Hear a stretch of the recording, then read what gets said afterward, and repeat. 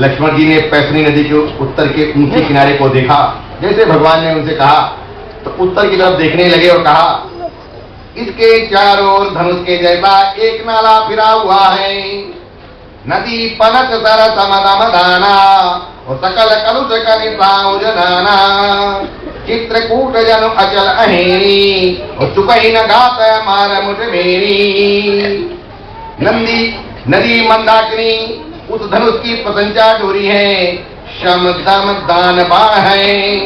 अब बताते हैं नदी जो मंदाकिनी है उसकी बड़ाई बता रहे हैं। भगवान राम मंदाकिनी नदी की बड़ाई कर रहे हैं। कहते हैं कि मंदाकिनी उस धनुष की प्रशंसा डोरी है, शम दम दान बाण है। कलयुग के समस्त पाप उसके अनेकों हिंसक पशु रूप निशाने हैं। अब जो भी मंदाकिनी नदी में स्नान करते हैं, कैसा पापी व्यक्ति हो, कितना भी पाप रखता हो, कहते हैं निश्चित रूप से उसका क्षय हो जाए मंदाकिनी नदी में स्नान करने से। और जीव श्रम और दम और दान, कहते हैं ये उसके बाण है। चित्रकूट ही मानो अचल शिकारी है। अब ये आपके पाप क्षय कैसे होते हैं? कहते हैं चित्रकूट एक शिकारी है जिसका निशाना कभी चूकता नहीं। अर्थात आप चित्रकूट धाम में बस चले जाइए कि उसने आपके ऊपर निशाना साध दिया। और अगर आपने मंदाकिनी में स्नान कर लिया तो निश्चित रूप से पाप क्षय हो जाएंगे, मारे जाएंगे। जो सामने से मारता है और वो ऐसा निशानेबाज है, ऐसा शिकारी है कि सीधे निशाना करता है, सामने से मारता है। तो अस कहीं लखन ठाऊ देकर आवा, थन बिनो की रघुबर सुख पावा। रमो राम मनोदेव न जाना, चले सहित सुरत पति प्रधाना। ऐसा करके लखनलाल जी ने स्थान दिखलाया। कितना जब कहा तो लखनलाल जी ने भगवान राम को कहा कि तुम हम देख लिए जा रहा है क्या है। इस स्थान को देखकर भगवान ने बहुत पाया। कहने की बात मुनि जो है ठीक समझाते, बहुत अच्छा स्थान है। देखते हमने कानपुर से हिसाब ले लिया कि हम तो भैया गौड़िया मठ में रहेंगे, बहुत बढ़िया पवित्र स्थान है। यहाँ आए नहीं पर फिर भी हमने वहीं से सोच लिया कि वहीं पर कथा सुनाएंगे। क्यों? यहाँ साधु लोग रहते हैं और भगवान का गुणानुवाद गाते हैं, इसलिए पवन पवित्र स्थान है। किसी गेस्ट हाउस में कथा नहीं सुनाना चाहिए और होटल में भी नहीं सुनाना चाहिए, बल्कि जहां साधु लोग रहते हैं, जिनकी चल रज परम पवित्र है, जहां वो चलते फिरते रहते हैं, साक्षात चलते फिरते तीर्थ हैं, वहां बैठते भगवान की कथा सुनाएंगे तो भगवान अवश्य कृपा करेंगे।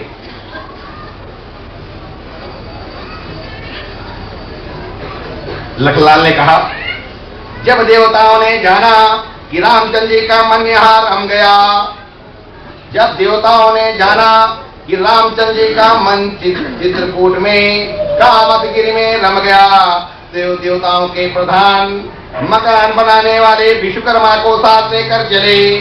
तो देखा कि स्थान इनको बहुत अच्छा लगा तो देवता लोग विश्वकर्मा को साथ लेकर के आए। तो कोल की रात भेद सब आए, रचे परन तन सदन सुहाई। भरन न जाई मंज सोई ताला, और एक ललित लघु एक विशाला। सब देवता कोल वीलों के वेश में आए। अब देवता लोग कैसे आए? तो देवता लोगों ने कोल वेल का बिस्तरा, कोल और ढील का, पत्तों और घासों के सुंदर घर बना दिए।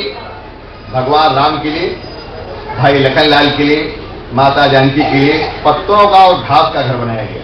कोई संगमरमर और मार्बल नहीं आया वहां। दो ऐसी सुंदर कुटियां बनाई जिनका वर्णन नहीं हो सकता। दो कुटियां बनाई गई अलग अलग, एक भाई लखनलाल की है, दूसरी भगवान सीताराम के लिए। सीताराम सीताराम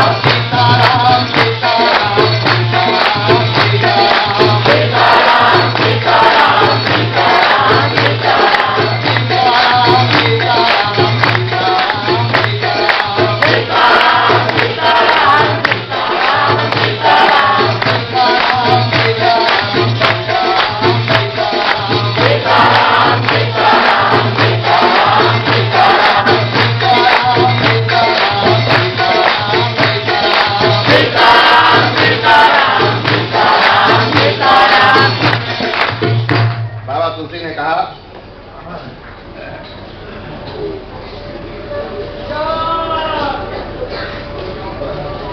लखन जानकी सहित प्रभु राधत रुचिरन की, सो मदन मुनि भेष जनु रति ऋतुराज समेत। लखन लाल जी और जानकी जी सहित प्रभु भगवान राम सुंदर घास पत्तों घर में शोभायमान हुए। भगवान राम घास और पत्तों के घर में मानव कामदेव मुनि का भेष धारण करके पत्नी रति और वसंत ऋतु के साथ सुशोभित सुंदर उपमा दे रहे हैं बाबा तुलसी। अमर नाग किन्नर ऋषिपाला चित्रकूट आए ते काला, राम प्रणाम कीन सब काबू मुदित देव लई लोचन लाभू। उस समय बड़े बड़े देवता नाग किन्नर और दिक्पाल चित्रकूट में आए। भगवान राम ने सब किसी को प्रणाम किया। देखिए भगवान राम त्रैलोक के स्वामी हैं, देवताओं को भी प्रणाम करते हैं। हम लोग देवताओं का अनादर नहीं करेंगे। अगर भगवान का भजन करते हैं इसका मतलब नहीं कि देवताओं का अनादर करेंगे। देवताओं का भी आदर करेंगे, सम्मान करेंगे। भगवान ने करके दिखाया कि देवताओं को भी आदर दे रहे हैं, प्रणाम कर रहे हैं, नाग को भी प्रणाम करते हैं। किन्नर और दिक्पाल, भगवान दिक्पाल को भी प्रणाम किया और देवता नेत्रों का लाभ पर आनंदित हो रहे हैं। और देवता लोगों ने जब भगवान को देखा तो बड़े आनंदित हो रहे हैं। तब बरस सुमन कहे देव समाजू, नाथ सनात भये हम आजू। देवताओं ने क्या कहा? चले प्रभु फूलों की वर्षा करके देव समाज ने कहा। भगवान राम, माता जानकी और लखन लाल को जब देखा तो फूलों की वर्षा करने लगे और कहा, हे नाथ, आज आपका दर्शन पाकर हम सनाथ हो गए। अभी तक अनाथ थे। जब तक इस जीव ने भगवान सीताराम के दर्शन नहीं किए तब तक पूर्ण रूप से अनाथ हैं। ये सनाथ कब होगा? जब भगवान का दर्शन पाएगा। ये जीव सनाथ कब होगा? जब भगवान का दर्शन पाएगा। उसके पहले पूर्ण रूप से अनाथ है। फिर विनती करके उन्होंने अपने दुतय दुख सुनाए। फिर देवताओं ने अपने दुतय दुख सुनाए और दुखों के नाश का आश्वासन पाकर के भगवान राम ने कहा, चिंता न करो, हम इसलिए आए, दुखों का नाश अवश्य करेंगे। हर ने भेजा हरिदास को जग में नाम जताने और साधु साधु धन्य हो गए मूल मूल बहुराने। कहते दुखों का नाश अवश्य होगा। दुखों के नाश का आश्वासन पाकर हर्षित होकर के अपने अपने स्थान को चले गए। चित्रकूट रघुनंदन छाए, समाचार सुनि मुनि मुनि आए। आवत देख मुदित मुनि वृंदा, कीन दंडवत रघुकुल चंदा। श्री रघुनाथ जी चित्रकूट में आवत है। देवताओं को मालूम है, किन्नरों को मालूम है, नाग को मालूम है। ये समाचार सुनकर के बहुत से मुनि भी हैं। जब देखा कि भगवान राम आ गए, मुनि कहाँ जाते हैं, ऋषि कहाँ जाते हैं, देवता कहाँ जाते हैं, साधु कहाँ जाते हैं? जहां जाते हैं भगवान का वास है। जहां ये देखते हैं कि भगवान का वास है वहीं जाते हैं और कहीं नहीं जाते हैं। जहां भोग का वास है वहां कभी साधु नहीं जाते, भोगी जाते हैं। रघुकुल के चंद्रवासी रामचंद्र जी ने मुदित भी उन मंडली को आते देखकर प्रणाम किया। जब साधु आए भगवान राम से मिलने के लिए तो भगवान ने सबको प्रणाम किया। ये हमारा नियम है। साधु आवे द्वार पर हंस बोलो हरदास। कर्मन का भांडा फूटा और जन्म जन्म का पाव हुला। कहते हैं हर्षित होकर के तुमको उसको स्वागत करना चाहिए। मुनि रघुबर ही लाए उरलीनी, सुपल हो नहीं तयासित देई। सौमित्र राम छवि देखई और साधन सकल सपरि कर देखई। मुनिगण श्री राम जी को हृदय से लगा लेते हैं। मुनिगण जितने भी हैं राम को हृदय से लगा लेते हैं, अर्थात भगवान को अपने हृदय में दान करते हैं। सबल होने के लिए आशीर्वाद देते हैं। कोई सीता जी, लक्ष्मण जी, रामचंद्र जी की छवि देखते हैं, अपने सारे साधनों को सफल हुआ समझते हैं। जिस वक्त इस जीव को भगवान का दर्शन होगा समझ लेना कि आज तक जितने भी साधन भगवान को प्राप्त करने के लिए किए हैं आज ही सफल हुए हैं। जब तक भगवान का दर्शन हुआ आपके सारे साधन, आपके सारे प्रयत्न अधूरे हैं, असफल है। यथा जोग सनमान प्रभु विदा किए मुनि वृंदे, करहि जोग जब जाग तपो निज आश्रम ही सुचंदे। प्रभु रामचंद्र जी ने यथा योग सम्मान करके मुनि मंडली को विदा किया। रामचंद्र जी के आ जाने से वे सब अपने अपने आश्रमों में अब स्वतंत्रता के साथ योग जप यज्ञ और तप करने लगे। श्री राम राम राम श्री राम राम राम।